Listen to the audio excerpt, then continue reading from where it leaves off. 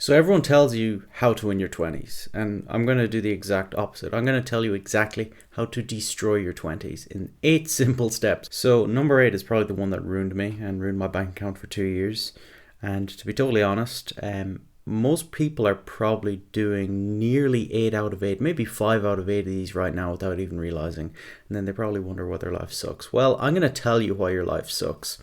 So before we get in, I want to first say that I believe that your 20s are the most important years of your life. Some people think you should go out and party, enjoy them, spend everything you get. Others think you should invest, save your money.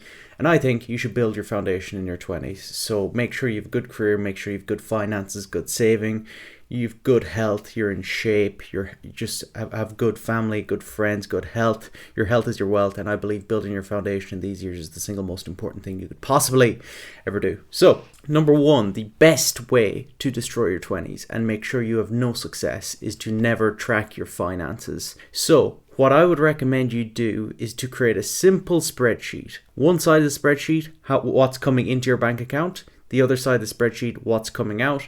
At the end of the month, see how much is coming in, see how much is coming out, minus them from each other, and you're going to see how much you're saving each month.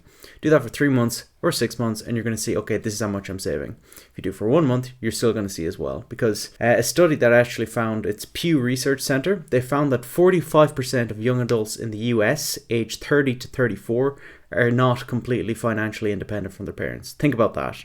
Almost half of adults aged 30 to 34 in the US are not financially independent from their parents. And step 1 in order to fix that is track what's going into your account. And when you do this, you're going to be able to see these tiny little expenses that add up. It's the small things that add up, like buying food out, getting a t-shirt, getting a new spray, getting a new fragrance, whatever it might be. These little things add up so much.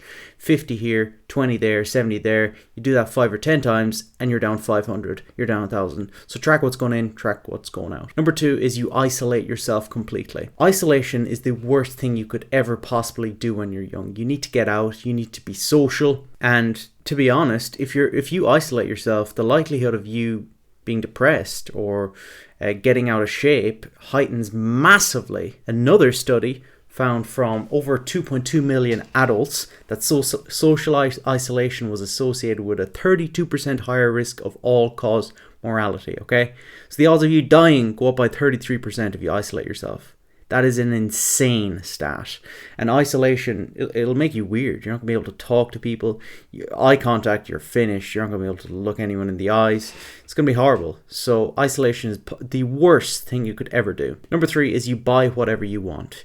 You base the things you buy based on how you feel, not on actual logic. And this comes back to point number 1 with tracking your finances. You're just going to buy everything you see. So whether you want new clothes, whether you want a new game, new computer, new bed sheets, whatever the hell you want, you're just going to buy it without even thinking. And when you start tracking your finances, like step 1 said, you're going to realize, oh, I can't actually afford this. For example, if you want a new part on your car, if you want to mod your car, if you want to buy a new car, you're going to see, I actually can't afford this.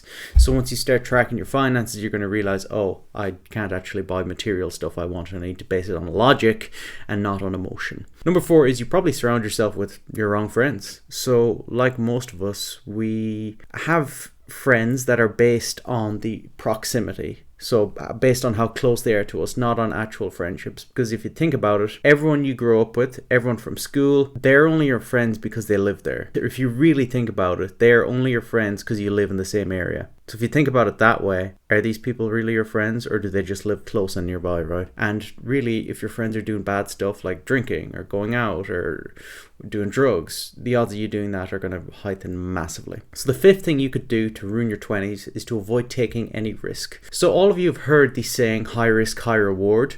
Well, let's remove the high part. Risk equals reward. That's all it is. You need to take risk in order to be able to get the reward. For example, a plumber, a roofer, a laborer, all these people work hard, but they don't get paid like it.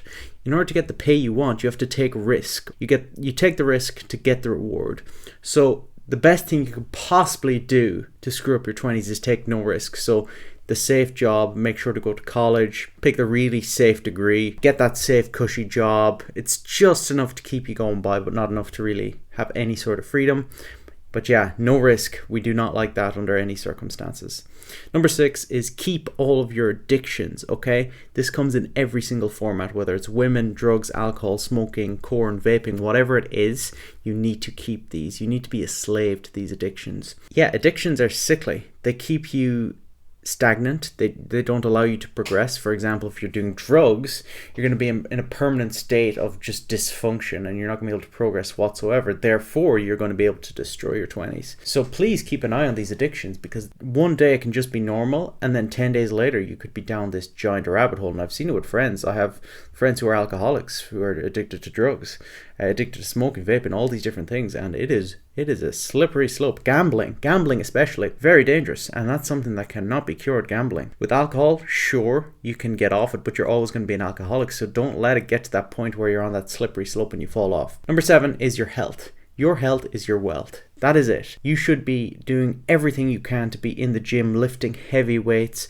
3, 4, 5, 6, 7 days a week. I've been in the gym 5, 6 days a week for the last 5, 6, 7 years, honestly. Having a strong body and being able to be confident in yourself is massive. And the same thing applies with martial arts, with boxing, with MMA.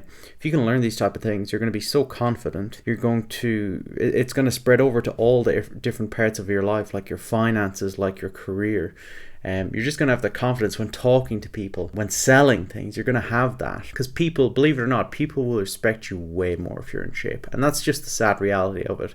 So if you want to stay broke and you want to stay an absolute bum in your 20s, stay out of shape, okay? Do not hit the gym. No running, no cardio, none of that, especially no combat training. We don't want any of that. Now, number 8 is your income. You need cash flow. You need money coming in, and then when you get that money, you need to put that money to work by investing it. Cash flow is king. This is what I believe. When I first started working, I tried running my own agency. And yeah, I had minor success. In total, I got it to around 10k in revenue. But the reason I couldn't do it is because I had no income. I had no cash flow. I didn't have a job on the side. I was literally just doing the agency. So I couldn't scale it because I literally did not have the cash flow to put it into ads or put it into email marketing, put it into calling leads, texting leads. I literally did not have the money.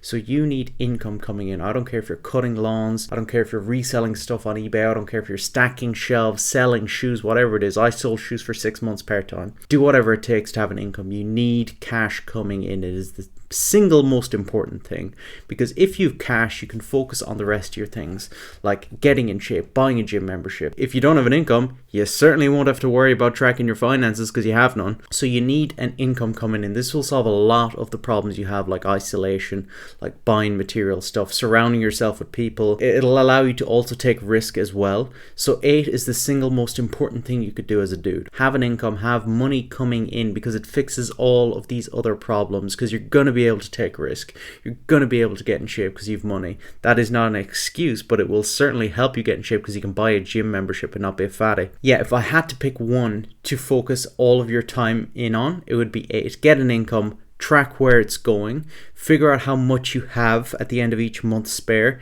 invest that into learning skills, or invest it into investments like the S&P, like crypto, like stocks, like gold, these sort of things where your money gets to work for you. So if you're someone who is currently experiencing any one of these 8 things, it could be one thing, it could be 8 things. What can you do to fix it? Well, first you need to admit what you are. So if you are addicted to something, you need to fully say, yes, I am addicted to this. Or if you're isolated, you say, yes, I'm completely isolated. I need to change this. What you need to do is write down 1 or 2 things you can do in order to fix this. For example, if you're isolated, you don't have to go out. You don't have to go to a party. Go to the gym once a week. Go to the gym twice a week. Go for a walk in the park. Do something. You have to take action on something. If you're stuck with your finances, literally create a spreadsheet. It'll take you 30 seconds and do it for 7 days. After 7 days, you're going to be like, oh my God, I'm losing this much money. Oh, I'm going to continue doing this. If you're hanging out with the wrong people, trickier one, but you can just slower your communication to these people, and you can join these online communities with people who relate to you and who are on the same mission as you. For example, this is why I created this channel, so I could get people who are like me in the same community. So because because we can relate to each other and we're on the same mission. So why not build a community out of this? And especially number 5, if you're not taking any risk. A lot of you are probably just working a job. On the side, you need to find out a way in order to make more income. And you do that by taking risks and by learning skills. When you learn skills, you can apply it when taking the risk. For example, if you want to start a business, you can do freelancing stuff, whatever it is.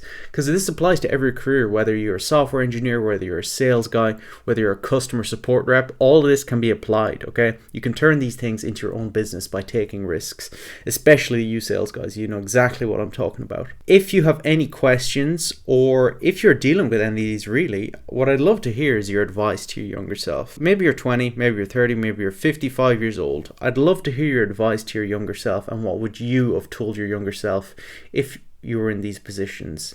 And I think it would be really valuable for other people to hear that as well. So yeah, that's all for today, and have a good day.